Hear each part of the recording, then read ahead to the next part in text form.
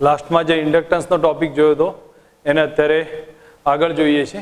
તો ઇન્ડક્ટન્સમાં આપણે એનો બેઝ આઈડિયા ચેક કર્યો હતો કે જેના ઇક્વેશન્સ કયા છે, એના શું કહે કે કઈ રીતે એનો ઉપયોગ થાય છે, એનો એકમ કયો છે, આ બધું, અને એના related n phi is equal to li નું ઇક્વેશન હતું. એવી રીતે અલગ અલગ 2-3 ઇક્વેશન જોયા હતા. હવે અત્યારે હાલ એનો થોડોક આગળ ડેપ્થ જોઈ અન્યોન્ય પ્રેરકત્વ વિશે આગળ વાત કરવાની છે.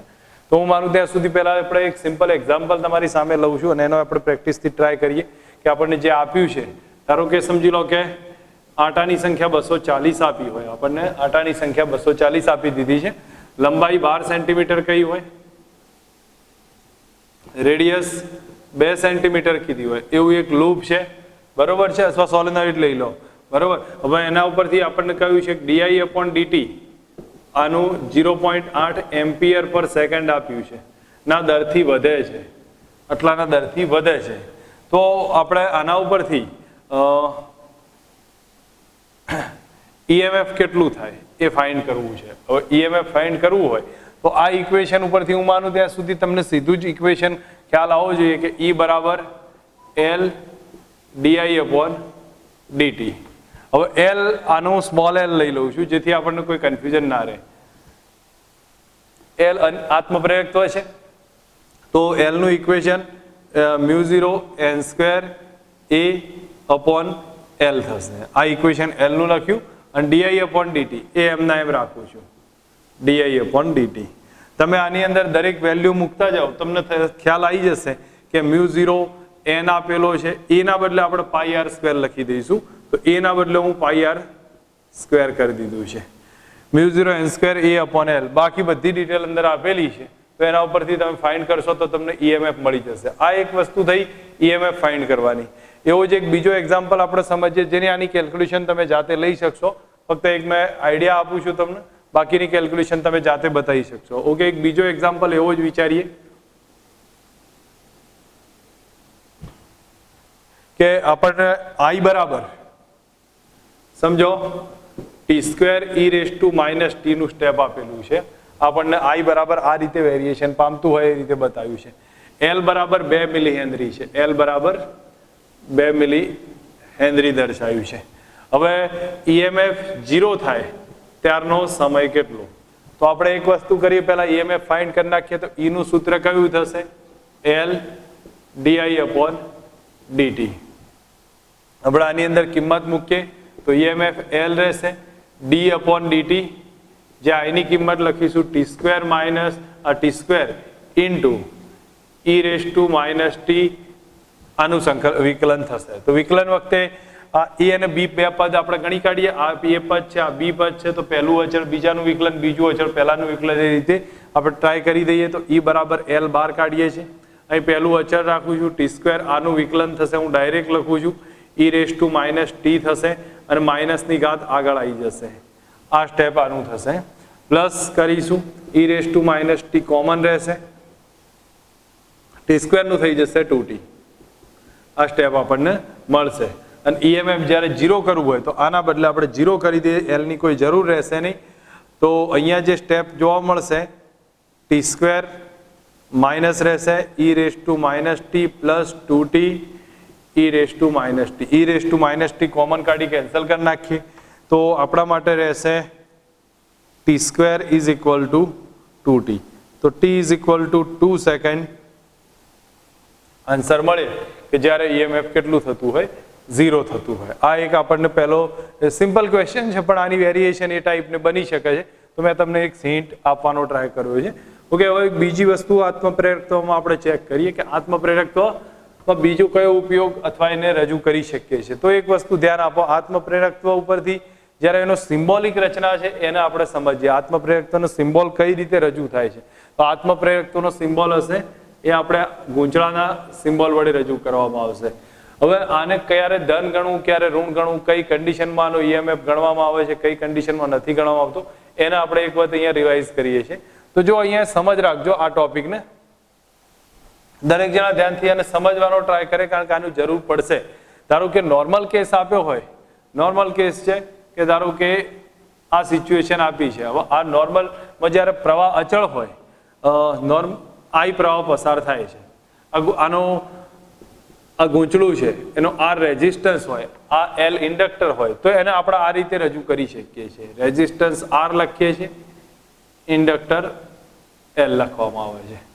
આ એનું સિમ્બોલ થશે અને આનું બંધારણ થયું છે. કોઈ પણ ગૂંચવાપાય અવરોધે હશે, ઇન્ડક્ટર પણ જોવા મળે, તો એનો મતલબ કે એને આ રીતે અલગ અલગ પ્રમાણે બતાવી શકીએ છીએ. એમાંથી વહેતો પ્રવાહ આઈ હોય એમ ધારીએ છીએ. હવે ઇન્ડક્ટર ત્યારે જ વર્તનમાં આવશે કે જ્યારે પ્રવાહમાં ફેરફાર થશે. પ્રવાહમાં ફેરફાર થઈ જાય તો ઇન્ડક્ટરનું કામ ચાલુ થશે. તો આપણે એક સિમ્પલ એક્ઝામ્પલથી સ્ટાર્ટ કરું છું તમારી સામે, કે ધારો કે આની અંદર પહેલા તો આ ટાઈપનું ગૂંચળું આપેલું છે. હવે આ ટાઈપનું ગૂંચળું આપ્યું હોય, હવે એની અંદર જોવા જાઓ તો પ્રવાહ આઈ વહેતો હોય. હવે ધારો કે પ્રવાહ આઈ કોન્સ્ટન્ટ હોય, પ્રવાહ આઈ કોન્સ્ટન્ટ હોય, સમજો પહેલી કન્ડિશનમાં હું લખું છું કે આઈ કોન્સ્ટન્ટ છે, તો એ વખતે એનો ફેરફાર કેટલો, ડીઆઈ અપોન ડીટી કેટલો થયો, 0. તો પ્રેરિત ઈએમએફ કેટલો થાય, ઇન્ડક્ટર વડે પ્રેરિત ઈએમએફ 0 થઈ જશે. આપણને એક પહેલી સમજ આવી જો કે આ કન્ડિશન બનશે. હવે ધારો કે બીજી કન્ડિશન આપણે સમજવા જઈએ કે જ્યારે પણ આઈમાં વધારો થતો હોય, આઈમાં વધારો થતો હોય, હવે આઈમાં ચલો એક કન્ડિશન આઈ કોન્સ્ટન્ટને આપણે ધારી લઈએ, ડીઆઈ અપોન ડીટી, એટલે આઈમાં વધારો થતો હોય, ડીઆઈ અપોન ડીટી ધન છે એમ ધારી લીધું છે. તો એ કન્ડિશન વખતે ઈએમએફ હશે એ એવી રીતે પેદા થશે, ગૂંચળાની અંદર ઈએમએફ એવી રીતે પેદા થાય કે મૂળ ઈએમએફ નો વિરોધ કરે. ગૂંચળાની અંદર ઈએમએફ એવી રીતે પેદા થશે કે જે મૂળ ઈએમએફ નો જ વિરોધ કરવા લાગશે. હવે તમે અહીંયા સમજવાનો ટ્રાય કરો કે મૂળ ઈએમએફ જે રીતે આવતો હોય તો એનો ઓપોઝ થવા લાગે, તો એનું આપણે ઈએલ બરાબર લખીશું તો minus L D I upon D T. હું અહીંયા સીધું આમ જ રાખું છું, ડીઆઈ અપોન ડીટી. પ્લસ માઇનસને આપણે પછી સમજીશું. અહીંયા તમારે ધ્યાન રાખવાનું છે, જ્યારે વધારો થતો હોય ત્યારે એનો શું કરશે, ઓપોઝ કરશે. પછી આપણે એને સમજીએ છીએ. અને જો ડીઆઈ અપોન ડીટીમાં ઘટાડો થતો હોય, ડીઆઈ અપોન ડીટીમાં ઘટાડો થાય તો ઈએમએફ એવી રીતે પ્રેરિત થાય કે જેથી એની ડાયરેક્શનમાં હોય. ઘટાડો થતો હોય તો એ ઘટાડાનો પણ વિરોધ કરશે, એટલે મૂળ દિશામાં વધારવાનો ટ્રાય કરશે, અને વધારો થતો હોય તો એ વધારાનો વિરોધ કરશે, એટલે ઓપોઝમાં આવી જશે. બરોબર. હવે અહીંયા આપણે સમજવા જઈએ એક આ સિચ્યુએશન કઈ રીતે ક્રિએટ થાય છે. તો ધારો કે હું તમારી સામે એક આ કન્ડિશન બતાવું છું કે અહીંયા એક બેટરી છે, એક ગૂંચળું છે, આ એક્સ પોઈન્ટ છે, આ વાય પોઈન્ટ છે, આ ઈએમએફ છે, આમાંથી વહેતો પ્રવાહ આઈ છે, પ્રવાહના ફેરફારનો દર ડીઆઈ અપોન ડીટી છે. હવે તમે જ્યારે એક્સ થી ચાલુ કરીને વાય સુધી જાઓ તો એક્સ આગળ આવશો એટલે વીએક્સ થશે, ધનથી ઋણ જશો માઇનસ ઈએમએફ આવશે, ધનથી ઋણ એટલે માઇનસ ઈએમએફ આવશે. હવે જ્યારે આ ઇન્ડક્ટરની વાત આવશે તો ઇન્ડક્ટર એલ છે, એનો ફેરફારનો દર ડીઆઈ અપોન ડીટી છે. એના માટે આપણે શું લખવું, તો જો વધારો થતો હોય, આની અંદર વધારો થતો હોય તો એનો વિરોધ કરશે. એનો વિરોધ કરે એનો મતલબ કે minus L D I upon D T વડે રજૂ થાય, બરાબર કેટલો થઈ ગયો, વીવાય. આ કન્ડિશન સમજ રાખજો.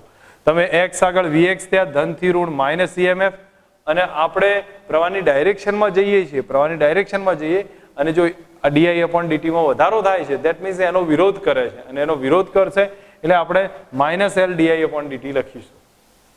એનો અર્થ થયો કે આ ધન બનશે, આ ઋણ બનશે. સમજ રાખજો, પ્રવાહમાં જ્યારે વધારો થતો હોય આ ધન બને, આ ઋણ બનશે. હવે એ જ સિચ્યુએશન હું અહીંયા સ્ટેપ વાઇઝ લખું છું. આ એક્સ છે, આ વાય છે, આ ઈએમએફ, બાકી બધું કોમન છે. હવે આમાંથી વહેતો પ્રવાહ ધારી લીધો છે મેં, આ ડાયરેક્શનમાં છે.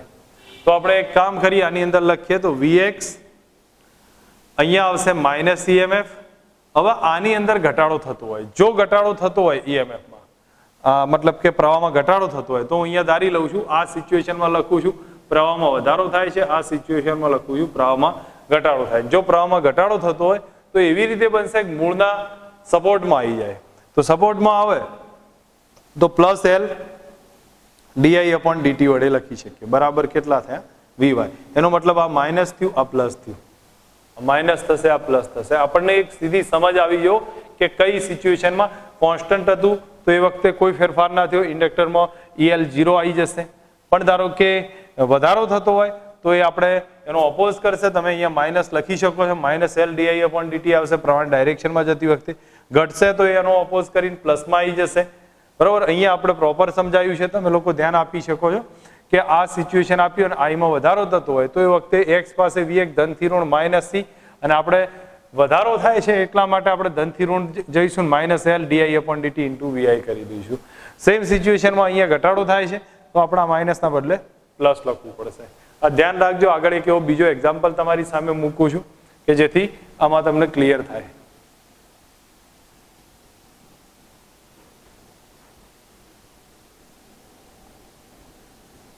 એક બીજો એક્ઝામ્પલ એવો ચેક કરી લઈએ.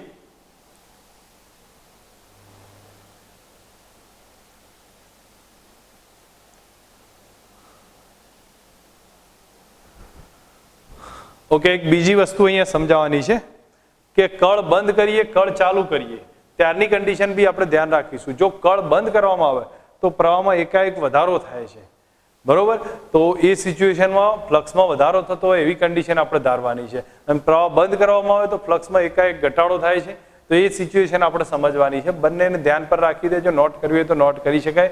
કળ ચાલુ કરીએ કળ બંધ કરીએ ત્યારની કન્ડિશન કઈ જોવા મળશે. ઓકે, હવે એનાથી આગળ એક એવો બીજો એક્ઝામ્પલ લઈએ છીએ. બીજો એક્ઝામ્પલમાં આપણે સમજીએ કે હું અહીંયા તમને રકમ બતાવું છું કે આપણી પાસે આ એક્સ પોઈન્ટ છે. આ ધારો કે 1 ઓહ્મ અવરોધ અથવા તો પ્રવાહ આપણે ચલો લખવું હોય તો ઠીક છે, બાકી એનાથી કોઈ વધારે ફરક નથી પડતો. હું ફક્ત વેલ્યુ લખું છું. આર છે, આપણી પાસે બેટરી છે અને એક ઇન્ડક્ટર છે. આ પોઈન્ટ વાય છે, ઈએમએફ વાળી બેટરી છે, એલ ઇન્ડક્ટર છે, એના ફેરફારનો દર ડીઆઈ અપોન ડીટી છે જે ઘટાડો દર્શાવે છે. હવે તમે આના માટે લખી શકો તો પોઈન્ટ એકવાર વીએક્સ થશે. પ્રવાહની ડાયરેક્શન હું આમ ધારી લઉં છું, આ તરફ જતો હોય પ્રવાહ આઈ હશે તો પ્રવાહની ડાયરેક્શનમાં એટલે માઇનસ આઈઆર થશે, ઋણથી ધન પ્લસ ઈએમએફ. અને આ સિચ્યુએશનમાં ઘટાડો થાય છે એટલે એલ ડીઆઈ અપોન ડીટી પ્લસમાં લખી દઈશું આપણે, તો plus L D I upon D T બરાબર કેટલા પહોંચી ગયા? વીવાય થઈ ગયો. તો આ એક કન્ડિશન થશે આપણને જે આની આખી પ્રેક્ટિસ પરથી બતાવ્યું છે. હવે ધારો કે આ સિચ્યુએશનમાં જો તમે રિવર્સમાં જતા હોય ને ઘટાડો થતો હોય પ્રવાહની વિરુદ્ધ દિશામાં, ત્યારે એ વખતે ધ્યાન રાખવાનું જે લઈએ છીએ એનાથી ઓપોઝ હશે. એટલે તમારે બને ત્યાં સુધી પ્રવાહની ડાયરેક્શનમાં જવાનો ટ્રાય રાખજો અને એના આધારે કેલ્ક્યુલેશન લેજો. કારણ કે જો વિરુદ્ધમાં આવશો તો પાછી કેલ્ક્યુલેશનમાં ઉલટાઈ જશે અને એ વખતે કન્ફ્યુઝન ના થવું જોઈએ. બને ત્યાં સુધી પ્રવાહની ડાયરેક્શનમાં જવાનું ટ્રાય કરીશું આપણે. આ એક મેથડ છે જેને ધ્યાન રાખજો. આના ટાઈપના ક્વેશ્ચન ક્યાંક ના ક્યાંક આવે તો એ વખતે ખબર પડવી જોઈએ આપણને કઈ રીતે ગણી શકાય છે. ઓકે, એક બીજો એક્ઝામ્પલ એવો બતાવી દઉં છું કે ધારો કે આપણી પાસે એક સોલેનોઇડ છે અથવા એક સોલેનોઇડનો જો તમને અંદાજ હોય તો સોલેનોઇડ પરથી રિંગની આપણે વાત કરી દઈએ છીએ. સમજી લો આ સોલેનોઇડ હતો તો સોલેનોઇડનું આત્મપ્રેરકત્વ આપણે કઈ રીતે ફાઇન્ડ કરતા હતા? આત્મપ્રેરકત્વ ફાઇન્ડ કરવાની એક કોમન કોન્સેપ્ટ છે. સમજો કે આ રિંગ હોય એના માટે બી અને સોલેનોઇડ હોય તો એના માટે બી આત્મપ્રેરકત્વ ફાઇન્ડ કરવાની એક કોમન કોન્સેપ્ટ હશે. તો એના માટે પહેલા એક કામ કરીશું, મેગ્નેટિક ફિલ્ડ ફાઇન્ડ કરી દઈશું. મેગ્નેટિક ફિલ્ડ કેટલું આવશે?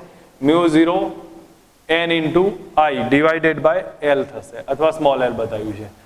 રિંગ હોય તો રિંગના સેન્ટર પર મેગ્નેટિક ફિલ્ડ બી બરાબર μ0 I અપોન 2r થશે. સમજી લો આની ત્રિજ્યા r હોય ને આમાંથી વહેતો પ્રવાહ I હશે. આ રિંગ માટે થયું, આ સોલેનોઇડ માટે થયું. સેકન્ડ સ્ટેપ આપણે ફ્લક્સ ફાઇન્ડ કરીશું. તો આની પોતાની સાથે સંકળાયેલું ફ્લક્સ φ બરાબર b ઇન્ટુ a થશે. અહીંયા પણ આપણને આની સાથે સંકળાયેલું ફ્લક્સ φ બરાબર b ઇન્ટુ a. જો આટાની સંખ્યા n હોય તો n b a લખી શકીએ. અહીંયા આટાની સંખ્યા હોય તો લખવાનું, ના હોય તો કોઈ જરૂર નથી. બરોબર, તો આપણે b ઇન્ટુ a લખી દીધું છે. હવે અહીંયા આપણે ચેક કરીએ તો b ની કિંમત લખું છું μ0 n બે ભેગા થશે n² a divided by l થશે ઇન્ટુ i આવશે. μ0 n ઇન્ટુ i થશે. આટલું સ્ટેપ રહેશે. હવે φ બરાબર li કરી દો અથવા l બરાબર φ અપોન i કરીએ છીએ તો આમાંથી i કેન્સલ થઈ જશે. l નું સૂત્ર આવશે μ0 n² a અપોન l થઈ ગયું છે. અને આપણે બીજી રીતે કઈ લેતા હતા તો તમને ખ્યાલ હશે l બરાબર μ0 small n² a into l. આ એ થશે. સોલેનોઇડનું બનાવ્યું તો રિંગનું પણ બની શકે છે. રિંગમાં આપણે ચેક કરીએ તો મેગ્નેટિક ફિલ્ડ આટલું આવ્યું છે. φ બરાબર b ના બદલે હું લખી શકું તો μ0 I અપોન 2r અને a ના બદલે હું લખીશ πr². આમાંથી જે કેન્સલ થતું હોય કેન્સલ કરી નાખીએ તો φ બરાબર જે આપણને આવશે μ0 પાઈ I એક R રહેશે ડિવાઇડેડ બાય 2 થશે. હવે આપણે આત્મપ્રેરકત્વ ચેક કરવું હોય તો L બરાબર 5/I થશે, તો I ને કેન્સલ કરી નાખીએ તો μ0 પાઈ R ડિવાઇડેડ બાય 2 એ એનું આત્મપ્રેરકત્વ મળી ગયું છે. ટૂંકમાં આપણે એક કોમન કોન્સેપ્ટ યુઝ કરીએ છીએ, બી શોધીએ છીએ, ફાઈ શોધીએ છીએ, આઈ શોધી કાઢીએ છીએ, અને એલ શોધી કાઢીએ છીએ, બરાબર. આના ઉપરથી તમને ખ્યાલ આવવો જોઈએ કે કઈ રીતથી ફાઇન્ડ થશે. હવે એવું ને એવું બીજું પણ ઘણા બધા ચેક કરી શકીએ છીએ અને એ જ રીતથી આના આત્મપ્રેરકત્વ બનતા જશે. જેમ કે અહીંયા હું તમને એક બીજો એક્ઝામ્પલ બતાવું છું કે આપણી પાસે આ આર ત્રિજ્યાનો એક તાર છે, એમાંથી ધારી લીધો છે કે આઈ પ્રવાહ પસાર થાય છે. આઈ પ્રવાહ પસાર થાય છે, આર ત્રિજ્યાનો એક તાર છે, એમાંથી આઈ પ્રવાહ પસાર થાય છે. આની સાથે સંકળાયેલી ઉર્જા કેટલી, જો આ ફાઇન્ડ કરવાનું કે આપણને, તો આપણે એક કામ કરી દઈશું. આ સિચ્યુએશનમાં આપણે એક્સ અંતરે એક ભાગ ધારી લઈશું સૂક્ષ્મ, જેની જાડાઈ હશે dx જેટલી. એક્સ અંતરે dx જાડાઈનો એક ભાગ ધારી લઈશું. હવે આ જે એક્સ અંતરે dx જાડાઈનો જો એક ભાગ ધારી લેવામાં આવે તો એના માટેની બાકીની કેલ્ક્યુલેશન આપણે સમજવી પડશે. તો બાકીની કેલ્ક્યુલેશન માટે તારમાંથી આઈ પ્રવાહ પસાર થતો હોય તો અંદરની તરફ ચુંબકીય ક્ષેત્ર કેટલું હોય એક્સ અંતરે, તો એક્સ અંતરે ચુંબકીય ક્ષેત્ર જોવા જઈએ તો બી બરાબર આપણને ખ્યાલ હશે μ0 Ix/2πr², જે આટલું મેગ્નેટિક ફિલ્ડ જોવા મળતું હતું, μ0 Ix/2πr², તારની અંદરની બાજુએ. તો આ ઇક્વેશન આવ્યું. હવે આની અંદર જે આ જે સૂક્ષ્મ ભાગ dx જાડાઈનો બને છે, આપણે ધાર્યો છે આખો લાંબો હશે ભાગ, તો એનું કદ કેટલું, તો dv બરાબર 2πx dx. 2πx આ થશે આટલો ભાગ જેનો પરિઘ, અને dx એની જાડાઈ થશે, ઇન્ટુ L આવશે, જેટલી લેન્થ હોય એટલી. આ એનું કદ આવી ગયું છે, બરોબર. હવે આ dv આવ્યું છે, b આવ્યું છે, તો આપણે ઉર્જા શોધવી છે. હવે અહીંયા આપણે બીજું શોધવાનું છે ઉર્જા. તો ઉર્જા શોધવી હોય તો એ કન્ડિશનમાં ઉર્જા ઘનતાનું સૂત્ર du/dv, du/dv, જેનું ઉર્જા ઘનતા કહીશું, મેગ્નેટિક પર યુનિટ મેગ્નેટિક એનર્જી સ્ટોર જે થાય છે એની વાત થશે, અને એ થશે b²/2μ0, b²/2μ0. હવે du બરાબર સબ્જેક્ટ બનાવું તો du બરાબર b²/2μ0 ઇન્ટુ dv થાય. મૂકીએ આપણે અહીંયા તો du બરાબર થશે b², b² એટલે આની કિંમત લખીશું તો આપણા માટે થશે μ0² I² x², નીચે 4π² r⁴, બરોબર. આટલું સ્ટેપ રહેશે. dv ના બદલે હું લખી દઉં 2πx dx, 2πx L into dx થશે. હવે અહીંયા જ્યારે du ને સબ્જેક્ટ બનાવીને પ્રોપર રીતે લખવા જઈએ જે રહેતું હોય એ મુજબ, તો એક અહીંયા બીજું 2μ0 રહેશે, બાકી છે લખવાના 2μ0 રહેશે. હવે અહીંયા આ સ્ટેપ છે એમાંથી 2μ0 એક તો કેન્સલ થઈ જશે, અહીંથી 2 કેન્સલ થઈ જશે, આટલું સ્ટેપ કેન્સલ થશે, એક પાઈ કેન્સલ થઈ જશે અહીંયાથી. તો હવે જે સ્ટેપ રહ્યું છે એ મુજબ લખવા જોઈએ તો એક μ0 રહેશે, I² આવશે, x³ એક L રહેશે, x³ ઇન્ટુ dx થશે, ડિવાઇડેડ બાય અહીંયા રહેશે 4π r⁴, બસ આટલું સ્ટેપ રહેશે. હવે તમે ઇન્ટિગ્રેટ કરો બે તરફ તો આની લિમિટ 0 થી r આવે, તો અહીંયા કિંમત મૂકવા જઈએ તો du બરાબર જોઈશું કિંમતમાં તો μ0 I² L અને 4π r⁴, એ એમને એમ લખી દઉં μ0 I² L/4π r⁴. અહીંયા જે જોવા મળશે એ આપણા માટે થશે x⁴ ભાગ્યા 4, જ્યાં r⁴ લખી દઈશું તો r⁴ ભાગ્યા 4 રહેશે. તો r² r⁴ કેન્સલ થઈ ગયું. તો du બરાબર આપણને સૂત્ર આવ્યું છે μ0 IL² ડિવાઇડેડ બાય 16π, આન્સર મળે. આત્મપ્રેરકત્વના જે સમાંતર અને શ્રેણી જોડાણ છે એ લગભગ શું કહેવાય કે ઇન્ડક્ટરના સમાંતર અને શ્રેણી જોડાણ જે હશે એ અવરોધના જેવા જ જોવા મળશે. જેમ કે આપણે અહીંયા સમજવાનો ટ્રાય કરીએ કે આની કન્ડિશનમાં આપણે આ બે શ્રેણી સમાંતરમાં આ શ્રેણીમાં જોડ્યા છે L1 L2, તો ડાયરેક્ટ આપણે સીધા ઇક્વેશન મુજબ L બરાબર કયા આવશે? L1 પ્લસ L2 થશે. પેરેલલ કનેક્શનમાં બનશે, ધારો કે આ સિચ્યુએશનમાં તો L1 L2 હોય તો L બરાબર સમતુલ્ય થશે 1/L બરાબર, અહીં આપણે લખી શકીએ 1/L1 પ્લસ 1/L2. કોમન કોન્સેપ્ટના આધારે ઇક્વેશન બને છે કે આમાં વધારે છે નહીં, તો તમે લોકો આટલું ધ્યાન રાખીને એક સમજી શકો છો. તમને જો જરૂર પડે તો ટોટલ EMFની કમ્પેરિઝન કરીને બી બની શકે, પણ આનો વધારે એટલો ઉપયોગ રહેશે નહીં. ફક્ત આપણને સમજ હોવી જોઈએ, ક્યાંક નાના મોટા ક્વેશ્ચન આવે તો એ વખતે ક્લિયર રહે આમાં. ઓકે, હવે બીજું એવું વસ્તુને આપણે આત્મ પ્રેરકત્વ પછી અન્યોન્ય પ્રેરકત્વની સમજ રાખીએ છીએ. હવે અન્યોન્ય પ્રેરકત્વ જે જોવા જઈશું તો કોન્સેપ્ટ એ રીતનો છે કે જેને આપણે એકવાર શાંતિથી સમજી અને ધ્યાન રાખવાની જરૂર પડશે. મોટાભાગનો કોન્સેપ્ટ એવો છે કે મેં ટેક્સ્ટબુકમાં તમને NCERTના લેક્ચર લીધા છે, એની અંદર આખો અન્યોન્ય પ્રેરકત્વનો પોઈન્ટ પરફેક્ટ રીતે સમજાવ્યો છે. હવે તમારે ફક્ત એને રિવિઝન લેવાનું છે, અને અહીંયા જે નવો પોઈન્ટ આવશે અથવા બેઝિક કોન્સેપ્ટ છે ફટાફટ રિવિઝનમાં લઈએ છીએ.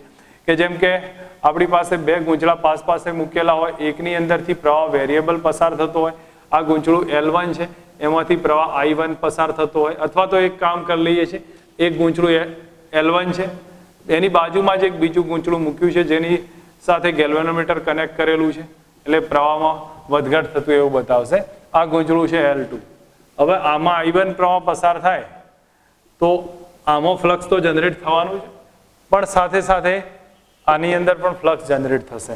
તો I1 ના કારણે ∅2 બીજા ગૂંચળામાં ફ્લક્સ ∅2 જનરેટ થશે. ∅2 એ ધારો કે આંટાની સંખ્યા N2 હોય તો N2 ∅2 ફ્લક્સ જનરેટ થયું. N2 ∅2 જે ફ્લક્સ થયું એનો આધાર કોના ઉપર છે? તો પહેલા ગૂંચળાના પ્રવાહ ઉપર છે. તો પહેલા ગૂંચળામાં પ્રવાહ પસાર કર્યો, એના કારણે બીજા ગૂંચળા સાથે ફ્લક્સ જનરેટ થયું. બીજા ગૂંચળાનું ફ્લક્સનો આધાર થયો પહેલા ગૂંચળાના પ્રવાહ ઉપર. તો આપણે એના માટે લખી શકીએ કે N2 ∅2 ઇઝ ઇક્વલ ટુ અન્યોન્ય પ્રેરકત્વ. એમ તમને ભણેલા હશો કે એમ બંને સરખા આવે છે, તો M × I1 કહેવાય. જે M થશે અન્યોન્ય પ્રેરકત્વ થશે, એ આપણે કહી શકીએ N2 ∅2 ડિવાઇડેડ બાય I1 આવશે. આ એક અન્યોન્ય પ્રેરકત્વનું એક રિઝલ્ટ થશે.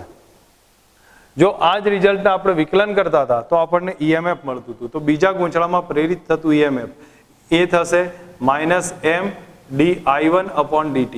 એટલે પહેલા ગૂંચળામાં પ્રવાહ પસાર કરીને એમાં ફેરફાર કરીએ તો બીજા ગૂંચળામાં પ્રેરિત EMF પેદા થશે, જેનું આ રિલેશન આપણને જોવા મળે છે.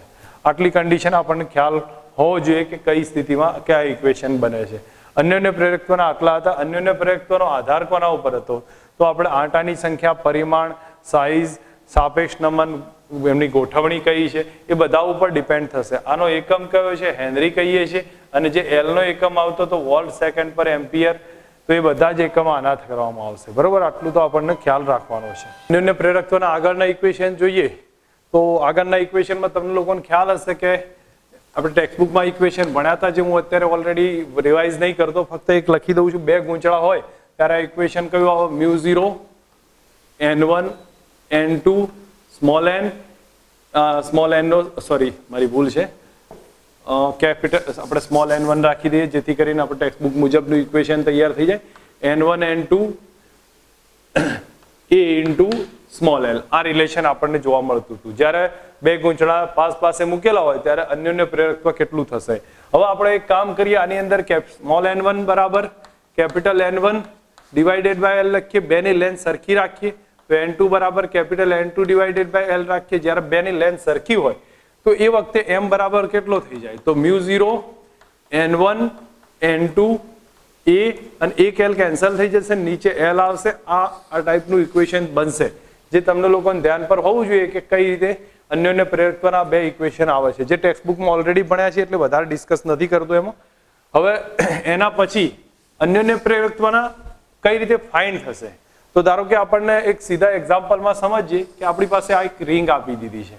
હવે સમજો આવી રિંગ આપી હોય અને આની અંદરથી બીજી એક રિંગ આપી છે, બંને સમકેન્દ્રીય છે. જેમ કે આની ત્રિજ્યા R1 છે અથવા આની સ્મોલ r લઈ લો, અહીંયા આની કેપિટલ R છે. હવે મોટી રિંગમાંથી પ્રવાહ પસાર કરીએ છીએ. વાસ્તવમાં એના આધારે જ ગણવામાં આવશે. મોટી રિંગમાંથી પ્રવાહ પસાર કરવામાં આવે અને આડછેદ છે નાની રિંગનું લેવામાં આવશે. તો મોટી રિંગમાંથી પ્રવાહ I પસાર કર્યો છે અને એના કારણે આની નાની રિંગ સાથે સંકળાયેલું અન્યોન્ય પ્રેરકત્વ કેટલું? તો આની કોમન કોન્સેપ્ટ હશે. તો પહેલા અહીંયા નાની રિંગ પાસે કેન્દ્રની આસપાસ મેગ્નેટિક ફિલ્ડ કેટલું આવે? તો તો મેગ્નેટિક ફિલ્ડ આવશે μ0 n આંટા હોય તો ઠીક છે, ના હોય તો એક આંટાના આધારે લખી દો μ0 I upon 2r. આટલું શું થઈ જશે? મેગ્નેટિક ફિલ્ડ જોવા મળશે. આ મેગ્નેટિક ફિલ્ડ આવી ગયું. પછી આ નાની રિંગ સાથે સંકળાયેલું ફ્લક્સ કેટલું? તો ફ્લક્સ બરાબર આંટા હોય તો ઠીક છે, નહીંતર એના પણ b into a લખી દેવામાં આવશે. b into a થશે. અને અહીંયા લખીએ છીએ b ના બદલે થશે μ0 I upon 2r. અને મેં તમને ઓલરેડી વાત કરી હતી કઈ એરિયા હંમેશા નાના ભાગનો લેવામાં આવે. ટેક્સ્ટબુકમાં ભણાવતી વખતે વાત કરી હતી, નાના ભાગનો લઈશું તો અહીંયા આપણે પાઈ સ્મોલ r સ્ક્વેર કરી દીધું છે. તો આટલું એક રિઝલ્ટ આવ્યું phi બરાબર. હવે આ જે phi છે એ શેમાં સંકળાયેલું છે? બીજામાં, એટલે એનું phi2 કહી દઉં છું. તો અને પ્રવાહ છે પહેલામાં, તો અન્યોન્ય પ્રેરકત્વનું m નું સૂત્ર કયું છે? ઓલરેડી આપણને ખ્યાલ હશે phi2 upon I1, phi2 upon I1. તો આના ઉપરથી phi2 upon I1 I છે, તો બેનો રેશિયો લઈ લઈએ તો m બરાબર આપણા માટે થઈ જશે phi upon I કરી દઈશું, તો I કેન્સલ થઈ જશે. તો આપણું રિઝલ્ટ m બરાબર જોવા જઈએ તો એ થશે μ0 pi r square divided by 2 into r. ઘણી વાર આ ક્વેશ્ચન m proportional to તો small r square divided by r ના આધારે પૂછાતો હોય છે. તો આપણને ધ્યાન પર હોવું જોઈએ કે કઈ રીતે આ રિપ્રેઝન્ટ થાય છે. પણ આ કોમન કોન્સેપ્ટ છે, દરેક જગ્યાએ યુઝ થશે. પહેલા b ફાઇન્ડ કરો, ત્યારબાદ phi ફાઇન્ડ કરો અને phi upon I કરી દો, એટલે અન્યોન્ય અથવા આત્મપ્રેરકત્વ બંને રીતે જ મળતા હશે. હવે નેક્સ્ટ એના પછી એવો બીજો ક્વેશ્ચન સમજીએ.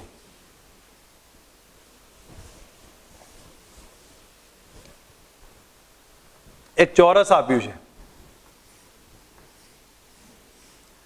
એની અંદર એક નાનું લૂપ મૂકી દીધું છે સ્મોલ r ત્રિજ્યાનું, પણ આ ચોરસની લંબાઈ છે l જેટલી. આમાંથી I પ્રવાહ પસાર થાય છે. સેમ સિચ્યુએશન, ચોરસના કેન્દ્ર પાસે મેગ્નેટિક ફિલ્ડ ફાઇન્ડ કરી લેવાનું. ચોરસના કેન્દ્ર પાસે મેગ્નેટિક ફિલ્ડ ફાઇન્ડ કરવું હોય તો તમે ડાયરેક્ટ ઇક્વેશન પણ લખી શકો, જે મેં તમને ઓલરેડી કહ્યું છે. ના ખ્યાલ હોય તો આપણે એને સીધું ફાઇન્ડ કરવાનો ટ્રાય કરીએ. જેમ કે અહીંયા આ પ્રમાણે ચોરસ આપેલો છે, તો એના સેન્ટર પર મેગ્નેટિક ફિલ્ડ કેટલું થાય? તો આવા 4 વાયરોના કારણે સરખું મળતું હશે, જે તમને ખ્યાલ હશે, આગળ મેથડમાં બતાવી દઉં. આ એંગલ 45 થશે, આ 45 થશે. તો સેન્ટર પર મેગ્નેટિક ફિલ્ડ જોવા જઈએ તો B ઇઝ ઇક્વલ ટુ થશે 4 ટાઈમ્સ, કારણ 4 વાયરના કારણે મળ્યું μ0 I upon 4 pi y sin theta 1 plus sin theta 2. બે sin theta સરખા છે એટલે, અથવા ચલો એક સ્ટેપમાં લખી દઉં છું, sin theta 1 plus sin theta 2. આ સ્ટેપ આપણે થશે. હવે અહીંયા આપણે કિંમત મૂકતા જઈએ તો 4 થશે μ0 I રહેશે 4 pi y કેટલો? તો y આપણા માટે થઈ જશે l/2, કારણ કે લેન્થ l/2 છે. તો ધેટ મીન્સ હું અહીંયા લખી દઉં છું l/2. તો 2 ઉપર જતા રહેશે અને sin theta 1 plus sin theta 2, sin theta sin 45 I sin 45 એટલે આપણે 2 sin 45 થઈ જશે, 2 sin 45. That means magnetic field આપણને મળશે 8 μ, સોરી અહીંયાથી 4 કેન્સલ કરી નાખીએ તો 2 μ0 I upon pi into l અને 2 sin 45 1 upon √2 થાય તો અહીંયા √2 જોવા મળશે. તો મેગ્નેટિક ફિલ્ડ થઈ ગયું 2√2 μ0 I upon pi into l. આટલું મેગ્નેટિક ફિલ્ડ આવી ગયું. હવે મેગ્નેટિક ફિલ્ડ આવી જાય તો આપણને ખ્યાલ આવી જશે કે ફ્લક્સ પણ મળશે. ફ્લક્સ phi બરાબર કયું લખાશે? B into a લખાય. B તો આ છે જ, એ કયો લઈશું? આ નાના ભાગનું ક્ષેત્રફળ. તો અહીંયા લખી દઉં છું B બરાબર 2√2 μ0 I upon pi into l અને એના બદલે લખી દઉં છું pi સ્મોલ r સ્ક્વેર. હવે આપણે અન્યોન્ય પ્રેરકત્વ m બરાબર ફાઇન્ડ કરવું હોય તો કયું આવે? phi upon I કરી દઈએ. તો I વડે ડિવાઈડ કરી દો, કેન્સલ થશે. તો જે રહેશે આન્સર 2√2 μ0 I pi r સ્ક્વેર, સોરી I નીકળી જશે, pi r square divided by pi into l થશે. પાઈ પણ કેન્સલ થઈ જશે, તો એને એવોઇડ કરી નાખ્યા, આટલું કેન્સલ કરી દીધું છે. તો m બરાબર રિપ્રેઝન્ટમાં લઈ જોઈશું તો r² ડિવાઇડેડ બાય l આવે, પ્રોપોર્શનલ ટુ. આ ટાઈપના ક્વેશ્ચન પૂછાશે. અને એની સાથે સાથે બીજી વસ્તુ કહું, ઘણીવાર અહીંયા ચોરસ આપી દે તો તમે એ વખતે વિચારીને કહેજો કે એ લંબાઈનો ચોરસ આપી દીધો છે. તમારે ફક્ત બીજું કંઈ ચેન્જીસ નહીં થાય, અહીંયા ક્ષેત્રફળ બદલાઈ જશે, એના બદલે a² થઈ જશે અને રિઝલ્ટમાં જોશો તો a² upon l આવશે. કે બીજો એક એવો પોઈન્ટ આપ્યો હોય, સમજો કે અહીંયા n આટાવાળી રિંગ છે જેમાંથી I પ્રવાહ પસાર થાય છે. અને એનાથી x અંતરે એક નાની રિંગ આવી છે જેની સ્મોલ r ત્રિજ્યા છે, આની કેપિટલ R ત્રિજ્યા છે, તો આની સાથે આ બંને વચ્ચેનું અન્યોન્ય પ્રેરકત્વ કેટલું થાય? તો આ માટે પાછું મેગ્નેટિક ફિલ્ડ ફાઇન્ડ કરીશું x અંતરે, તો કેટલું આવે? Mu 0 n I r square divided by 2 r સ્ક્વેર plus x square raise to 3/2, આટલું મેગ્નેટિક ફિલ્ડ આવી ગયું. હવે આનો એરિયા A છે તો એનું ફ્લક્સ આવશે phi બરાબર B ઇન્ટુ A. A ના બદલે આપણે પાઈ x સ્ક્વેર A ના બદલે લખ્યું છું પાઈ ઇન્ટુ સ્મોલ r સ્ક્વેર. આ રિઝલ્ટ આવશે. અન્યોન્ય પ્રેરકત્વ ચેક કરવું હોય તો phi અપોન I કરી શકીએ છીએ. હવે તમે દરેક વેલ્યુ અહીંયા મૂકવાનો ટ્રાય કરશો તો phi ના બદલે B into A divided by I જશે. B ની કિંમત કેટલી આવશે? તો અહીંયા લખું છું mu 0 n I r square divided by 2 r સ્ક્વેર plus x square raise to 3/2 થશે. હવે A એટલે પાઈ r સ્ક્વેર થશે, પાઈ r સ્ક્વેર લખાશે, નીચે આવશે I ઓલરેડી કેન્સલ થઈ જશે, આ અન્યોન્ય પ્રેરકત્વ આવી જશે. બરોબર, આ પરથી સમજ આવી જો કઈ રીતે અન્યોન્ય પ્રેરકત્વ ફાઇન્ડ થાય છે. નેક્સ્ટ હવે એના પછી પોઈન્ટમાં સમજીએ કે આપણી પાસે કે કયા અન્યોન્ય પ્રેરકત્વનો એક બીજો પોઈન્ટ આપણે સમજીએ, મલ્ટિપ્લિકેશન ફેક્ટર છે. ધારો કે બે ગૂંચળા છે, એક ગૂંચળું આ પ્રમાણે મૂક્યું છે, બીજું ગૂંચળું એની બાજુમાં મૂકેલું છે. આ પહેલું ગૂંચળું છે, પહેલા ગૂંચળામાંથી પ્રવાહ પસાર થતો હોય, બીજું ગૂંચળું છે એની સાથે ફ્લક્સ સંકળાતું હોય. ટૂંકમાં અન્યોન્ય પ્રેરકત્વ વખતે લખવું હોય તો એ વખતે મલ્ટિપ્લિકેશન ફેક્ટર રજૂ કરાય છે. મલ્ટિપ્લિકેશન ફેક્ટર K બરાબર થશે phi secondary coil divided by phi primary coil. એનો મતલબ કે બીજા નંબરનું ગૂંચળું જેમાં અન્યોન્ય પ્રેરકત્વ પ્રેરિત થાય છે અને પહેલા નંબરનું ગૂંચળું જેમાંથી પ્રવાહ પસાર થાય છે. તો આપણે એની અંદર સીધા અર્થમાં લખીએ છીએ phi 2 અપોન phi 1. આ મલ્ટિપ્લિકેશન ફેક્ટર છે જે દરેક જણા ધ્યાન રાખે. મલ્ટિપ્લિકેશન ફેક્ટરથી અન્યોન્ય પ્રેરકત્વ અને આત્મ પ્રેરકત્વનું એક રિલેશન આપી શકાય છે. મલ્ટિપ્લિકેશન ફેક્ટરથી અન્યોન્ય પ્રેરકત્વ અને આત્મ પ્રેરકત્વનું રિલેશન અપાય. એ આપણે K બરાબર લખીએ M બરાબર લખીએ છીએ K રૂટ L1 L2. આ એનું રિલેશન હશે. મલ્ટિપ્લિકેશન ફેક્ટર અને આત્મ પ્રેરકત્વના આધારે મલ્ટિપ્લિકેશન ફેક્ટરના આધારે આત્મ પ્રેરકત્વ અને અન્યોન્ય પ્રેરકત્વનું આ રિલેશન જોવા મળશે. થોડાક ડિફરન્ટ કોન્સેપ્ટ છે અને ધ્યાન પર રાખી દઈ છે. K ની વેલ્યુ 0 થી 1 ની વચ્ચે આવશે. જેમ કે અહીંયા એક આંટો એક રિંગ આ રીતે વીંટાળી છે અને બીજી રિંગ એની અંદર જ વીંટાળેલી છે, તો આ કન્ડિશનમાં ટોટલ ફ્લક્સ એકબીજા સાથે સંકળાશે, K1 આવી જશે. અને K1 આવે તો M બરાબર થશે રૂટ L1 L2. જ્યાં પણ આવી સિચ્યુએશન જોવા મળે ત્યાં K1 જોવા મળશે. સેકન્ડ કન્ડિશન બતાવું છું કે ધારો કે એક ગૂંચળું આમ છે, બીજું ગૂંચળું પરપેન્ડિક્યુલર રાખ્યું હોય તો, અથવા પછી બંને ગૂંચળા બહુ જ દૂર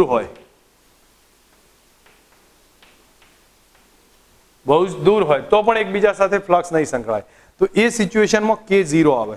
K0 આવે તો M બરાબર 0 મળશે. આપણને સ્ટેપ ખ્યાલ આવવો જોઈએ. નોર્મલ કન્ડિશનમાં K છે એ 0 થી 1 ની વચ્ચે હોય છે. એમાં પાસ પાસે આ રીતે ગૂંચળા વીંટાળેલા હોય તો K 0 થી 1 ની વચ્ચે જોવા મળતો હોય. આપણને ધ્યાન પર રાખજો, જ્યાં જરૂર પડે ત્યાં પ્રમાણે અન્યોન્ય પ્રેરકત્વ અને આત્મ પ્રેરકત્વના રિલેશન બતાવી શકીએ છીએ.